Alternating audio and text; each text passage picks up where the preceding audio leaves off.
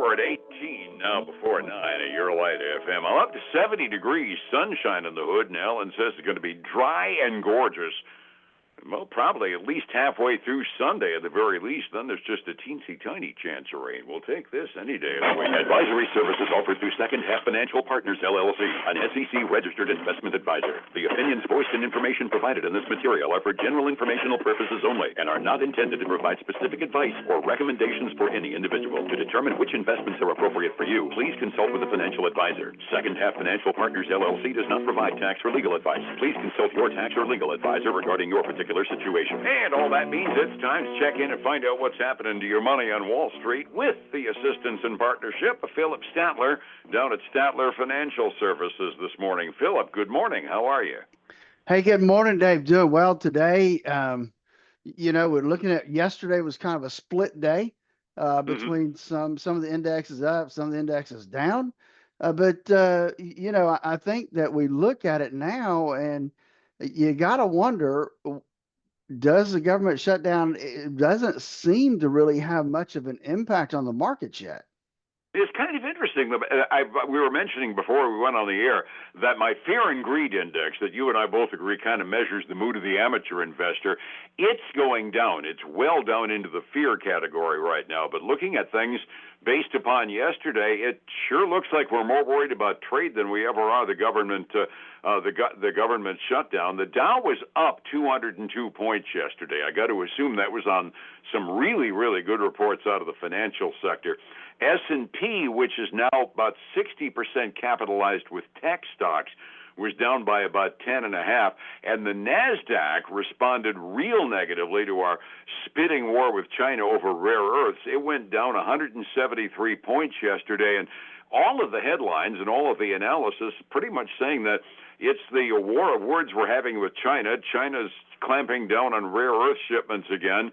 Trump accuses them of not buying soybeans as a hostile economic act, and then at the end of the day yesterday he said something about maybe we can live without their vegetable oil, and I really don't understand why vegetable oil was able to move all three national markets down, but evidently a lot of Wall Street investors are really concerned about whether they can buy Wesson oil next week. I don't really understand that. Do you?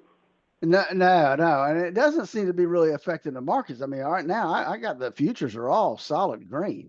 Well, that's good to know. Maybe they realize that they can buy domestic vegetable oil and they don't care anymore because the tailed downward at the end of the day right after President Trump mentioned vegetable oil. I just kind of got a giggle out of it and wondered why the heck. Talking about the shutdown, everybody's been talking about how crypto is becoming a hedge investment. And you and I have been kind of softening our stance as being it's kind of speculative. I think we're starting to look like rocket scientists. Crypto is now all of a sudden falling off. It's down to 111.5 this morning, and it was up around 120 at the peak before the government shutdown. Evidently, it's not quite the hedge bet that anybody thought that its advocates thought it was, are they? Well, crypto is just one of those things. I'm not sure. My opinion yet. It's hard to figure out what it's based upon, and how it works and some of those things.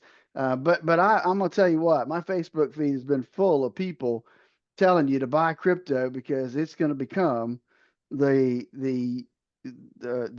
mechanism which instead of a dollar, we're going to be using digital currency. But it's crazy, all the naysayers and what they say and what they think that's going to happen, comes to light. It's going to be interesting. But I did want to mention this, Dave, before I get off that, is that, we want to bookend, right, the two downs yesterday, the S&P and the NASDAQ, because the Dow was up, but the Russell 2000 was the biggest winner of all. I mean, it was up almost 1.4% yesterday, $34. So that kind of confirms that it was a tech sell-off as much as anything, because the big tech stocks drove the other two indexes down. Russell 2000 doesn't have as many of those high-tech firms that really, float or don't float based upon Chinese trade. That kind of confirms that it was a tech sell-off as much as anything, doesn't it? It really does, and you got 2,000 stocks versus 500. So yeah, definitely a broader base of what's happening. Absolutely. Bringing it up to the morning, we're looking at just a bunch of tidbits and a whole pile of earnings. So we'll do the tidbits real quickly. Walmart announced yesterday that they've got a partnership with ChatGPT. Next time I do my shopping list on my Walmart app, it's going to say, well, we know that you used to buy buns, so we're going to add one in whether you like it or not. It's because it's artificially intelligent. Chairman Powell was on the rubber chicken circuit yesterday, and it looks like he's starting to become a dove. Quote Jay Powell, the downside risks to employment appear to have risen. He's basing that on what little data we've got, like the ADP report and the various state reports on unemployment claims. He's saying that he's turning into a bit more of a dove as far as interest rates. They're now saying it's a 95% chance of a quarter point cut on the 29th, the next time the Open Market Committee meets. So I think we're kind of baking that in already, aren't we? I mean, it looks like it from what I'm seeing right here.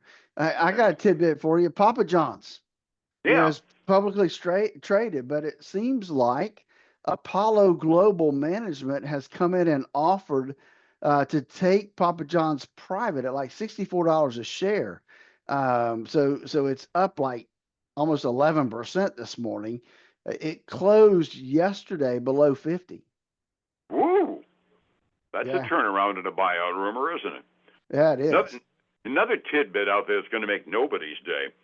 For the first time, the average price of a new car in the United States topped $50,000 during September. If you've gone shopping, that probably isn't a major shock. I haven't looked at buying a new car now in a couple of years. I'm happy with what I got, but that just kind of gave me one of those drop my false teeth moments. The idea that a new car today, on average, about $5,000 more than I paid for my first house back in the 80s. Great. God. Yeah, I think prices have gone up a little bit. Talking about prices going up, it's earnings season, and we had a really good batch of reports out of the financials yesterday, and the flood continues to the financial sector. I gather Bank of America had a really good day in their brokerage section on their quarterly report, didn't they? They did, Dave. They said that they had a 43% surge in their investment banking revenue, which is a big deal for them. They beat on earnings, came in at $1.06 versus 95 cents a share. Revenue was about $750 million more than expected. So they really have had a good quarter this last time. They're up about 4% this morning. Cool. I'm glad to see green ink after yesterday. We had all those good reports first thing in the morning, and everybody was still heading down by a tinge, Yeah, weren't they were. And then Morgan Stanley, the brokerage firm, also reported they beat by 70 cents a share, came in at $2.80. Revenue was not quite $2 billion more than expected on their revenue numbers, and they're up 3.8% this morning. Before we get going, it's still got a lot of banks reporting, Dave. Sure. PNC got a couple of regionals. PNC Financial, based out of Pittsburgh, they beat by 30 cents a share, came in at $4.30. Revenue was well above expectations by, it looks like about $1.5 billion almost. But they're not so lucky today. I'm not sure what's in their report, but they're trading down about 3.7% this morning. And then let's see, I got two more banks. Man, I didn't realize so many banks here. Synchrony Financial, that's a common one, right? Because they do a lot of this. I know, like a lot of the betting. They're Amazon's credit card carrier, Okay, as a matter of fact. gotcha. Yeah, okay, they're big. Yeah. So they beat and had a good quarter as well. They topped expectations. They did changed their forecast for 2025 just a little bit. The bottom number stayed the same, but they had originally expected revenue to be about 15.3 billion. I mean 15.1 billion. No, I'm sorry. Let me get that right. 15. They expected 15.3 billion. They've reduced that down to 15.1 billion. So they're not expecting quite as good a revenue. They're still up 0.75% this morning. That may before we very get well going. be their that might very well be their conservative estimate based on Amazon, since Amazon has so darn much stuff coming in from across the Pacific. Well, that's true. I hadn't thought about that. That's probably true. And the last bank I have for you is Citizens Financial, a bank Hmm? out of Providence, Rhode Island, a regional bank. They beat on earnings and revenue by a little bit. They're trading up about a little over 2.5%. The let's I'm see. looking at the financials that you've gone through here, and over the last couple of days, on average, and I'm just doing a little math in my head, they've been beating earning per share numbers by like 9 and 10%. I mean, 30 cents a share doesn't sound like much, but if they're only expecting to do $4 a share, that's 8-9% increase over what they had. Yeah, pretty That's good. pretty good performance. Yeah. Yeah. The last one I have for you is Dollar Tree, the big discount retailer. They saw an 8% earnings per share increase. So that's been good for them. They beat pretty much across the board. They are trading up 7.25% this morning. Woo-ha. Resetting the table for the morning. Yesterday, the blue chips won, the little stocks won, the tech stocks lost. So we kind of had a mixed bag. 45 minutes before we open this morning, what are we looking at? Hey, at least at the open, it looks like everybody's going to be a winner this morning right now, Dave. The Dow's up a little over 0.5%. That's like $260. The S&P 500 is up 54. That's like 0.8%. The Nasdaq 100 up $266. That's a little over 1%. And the Russell 2000 is up 24. That's up almost 1% as well. So some good numbers there. As we look at the commodity side, silver up almost 1.5%, well over 50, $51.37 an ounce right now. Gold's up 1% as well. Crude oil up about 0.8 to $59.20 a barrel. I'll take $59 range any day of the week, won't you? Absolutely. I got a maybe we overreacted day on the Asian Rim. Everything was up on the Asian Rim after what looked like a bloodbath yesterday morning at this time.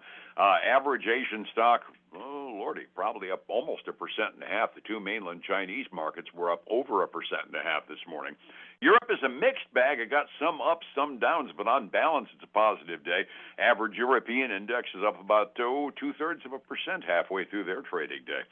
Getting my retirement together so that I can count on retiring, that takes some planning. How do I find you to make that plan happen for me? David, give us a call at 863-382-0037 to schedule a core retirement analysis. That's 30 minutes, you and I on the phone, trying to figure out if you're on the right path to that retirement you always dreamed of. And then catch the Statler Financial Radio Show, 6 a.m. and noon on Saturday, 10 a.m. Sunday morning on Highlands News Talk, 7:30 a.m. and 95.3 FM. And one more, and tomorrow morning as well. I keep thinking it's Thursday. It's only Wednesday. It's only Wednesday. We've got a lot more drama to go for the week, and boy, do we have full agendas too. I'll see you tomorrow morning about the same time. Fair enough? All right, babe. Take care. Thank you. It's 105.7 Light FM and Statler Financial Services. Philip Statler.